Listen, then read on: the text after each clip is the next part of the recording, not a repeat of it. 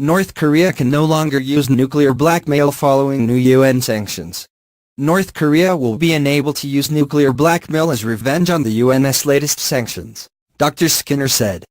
Pyongyang attempted to fight back after the United Nations Security Council imposed tough new sanctions on the hermit nation following its continued missile testing.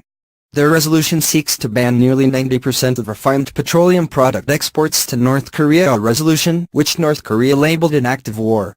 Speaking to Fox News, Ms. Skinner said, North Korea is out of options in terms of retaliation because it attempts to play nuclear blackmail.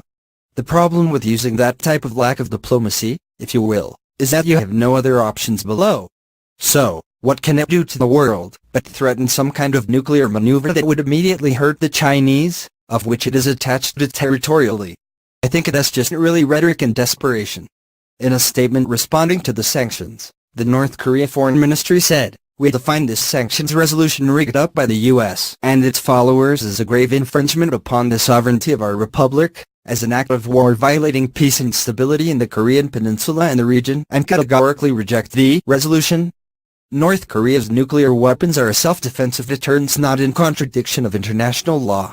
We will further consolidate our self-defensive nuclear deterrence aimed at fundamentally eradicating the U.S. nuclear threats, blackmail and hostile moves by establishing the practical balance of force with the U.S. Following